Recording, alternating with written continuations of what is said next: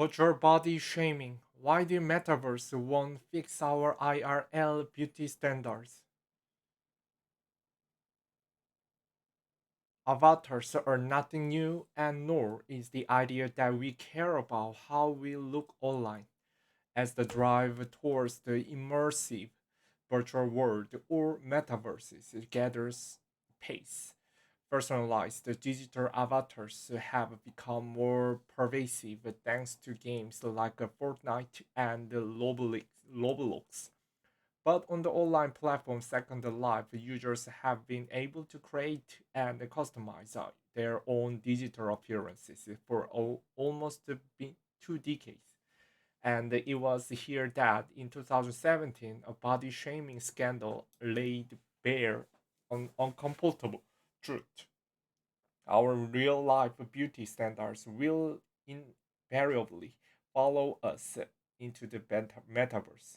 The incident began when an in game fashion brand allegedly sent out offensive fat shaming messages on the group channel. The label then embarked on the bizarre crusade against the plus-size women, and at each virtual store which sold digital clothing aimed at thin avatars, the brand erected a "No Fat Chicks" sign alongside the image of a model wearing a crop top marked "No Fat."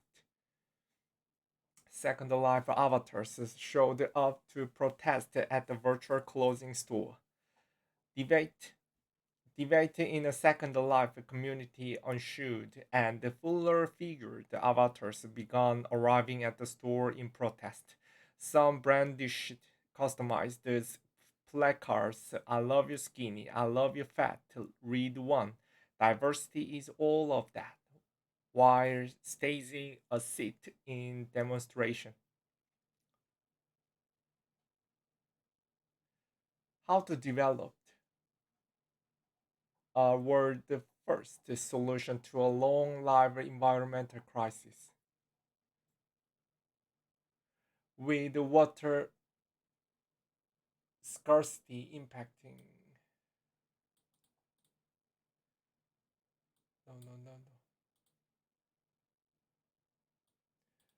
A, white, a writer and long-time Second Life user Wagner James, who noted on his blog at the time the traffic may have worsened matters by boosting the store's vis- visibility on the platform. The offending label's owner certainly thought so.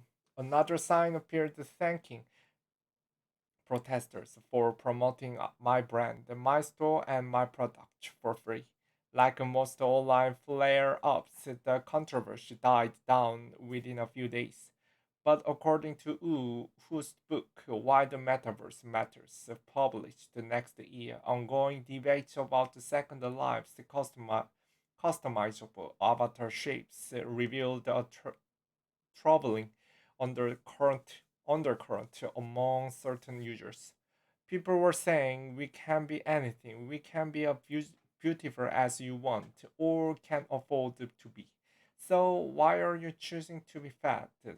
We recalled in a video interview from California, they got angry, shifting standards for avatars. Things hadn't always been this way. In fact, during the early years of Second Life, many users didn't even look human, making it difficult to judge them against real life standards. Avatar types used to be much more diverse, said Wu. We were just as likely to find someone who was a fairy or looks like an anthropomorphic animal or a robot or some other fantastic combination of various identities rather than what you might call a Sims avatar that looks like a very attractive person in their 20s. This shift was partly technological. In 2011, amid improving graphics and processing power, Second Life allowed users to create 3D skins or meshes that could be uploaded to the platform. As a result, avatars' appearances became increasingly realistic. On the on the one hand, this gave the users more freedom to create characters that reflected what they really looked like, including those who preferred to appear curvier or heavier set. On the other, it marked what Wu called a box moment. It shifted both the culture and the economy around the avatars, he said.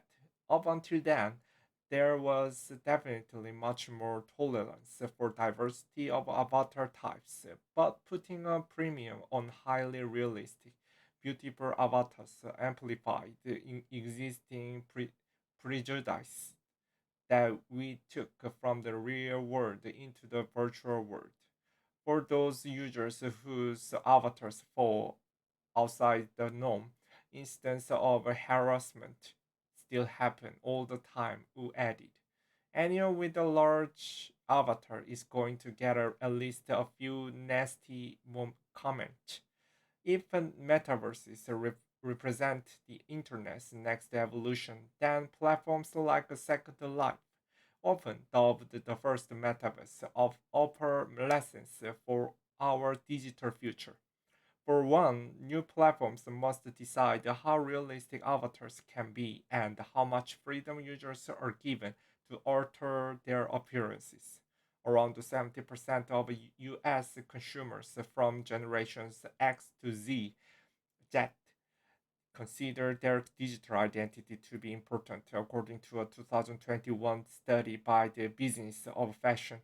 But by empowering people to accurately recreate themselves, platforms may open the door to the bullying, harassment, and even racism that unfolds in real life if users' appearances don't conform with the prevailing beauty standards. On Roblox, conversely, characters have a distinctly Lego-like appearances with highly simplistic faces, while Fortnite avatars often take the form of bipedal animals or robots.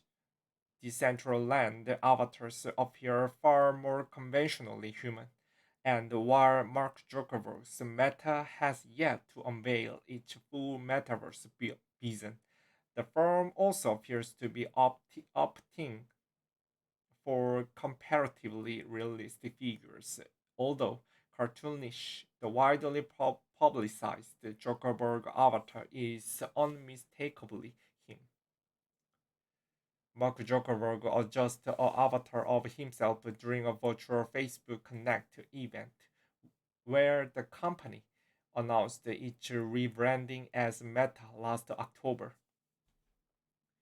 Despite his experiences on Second Life, O believes that the vast majority of online users want their virtual selves to be an idealized version of what they look like, or a completely different persona. That's why I'm kind of astounded that Meta is going on the assumption that we want to look like who you look like in real life, all said. There is currently little consensus on the matter. How you choose to present ourselves in the metaverse may also depend on what we are doing there. Socializing with friends and conducting with meetings, for instance, might call for significantly different avatars. It may also vary between demographic groups. In a study published by the journal Proceedings of the ACM on human computer interaction, two Clemson University professors found that current virtual reality users tend to present themselves consistently with their offline identity when it came to physical features such as skin color and body shape. But this was particularly true of the study's non-white participant, the researchers found. For non-white users presenting ethnicity is fundamental to create a unique self-representation in social VR. The authors wrote, adding that just like in the real world, these avatars could be subjected to social stigmas. Freedom in abstraction. From plus size runways to genderless makeup, world beauty ideals are increasingly being challenged in today's world. Eradicating them entirely from the real world is no simple task, but might there be a chance to sidestep these standards in virtual reality? For artist and beauty futurist Alex Box, the metaverse offers an opportunity to tear down existing aesthetic aesthetic conventions and rethink how we present them ourselves.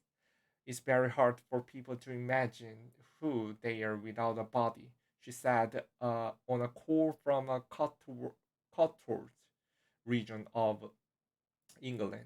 It's very difficult set of rules and ways of connecting with your identity if you say you are just a shape or you are just an object.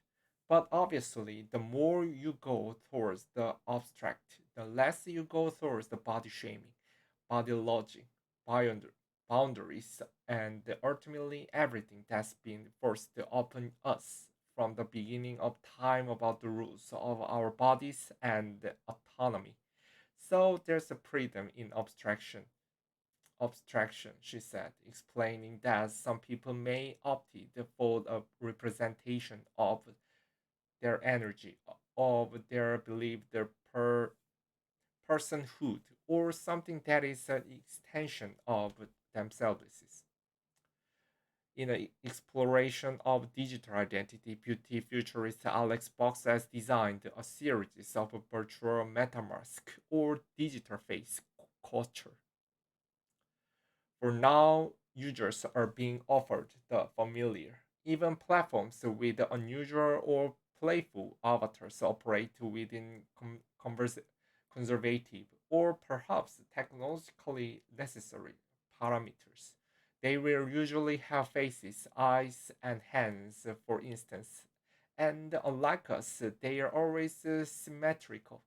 But two, Vox noted, with the metaverse still in its early stages, the self-described identity designer predicts that the ways you can present ourselves and those how we perceive beauty and identity will inevitably expand.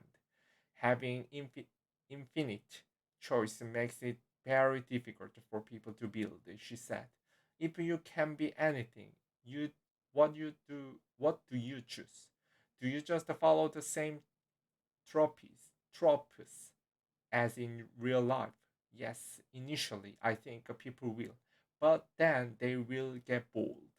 Quite what form such experimentation takes remains to be seen, and Vox conceded that as long as sizeism and exclusionary beauty standards persist in real life, they will exist in some form online too, especially when people are less accountable for their actions in virtual worlds than in the real one. People will be people. There's be trolls. There be magic. There will be misgivings, and there will be shaming because it's people doing it, she said. The key to avoiding the kind of avatar shaming seen in earlier iterations of the metaverse, Vox argued, lies in ensuring that those building virtual world, the gatekeepers, themselves represent a broad range of races, shapes, and sizes. For now, that appears to be a not unlikely prospect, according to the US Equal Employment Opportunity Commission. More than 83% of America's tech executives are white, and around 30%, 80% are male. The wider and more diverse the actual makers of the software are, Box said, the more diverse and the closer you will get to a true of identity in the choices that you have. Top image caption avatars from the online platform Second Life.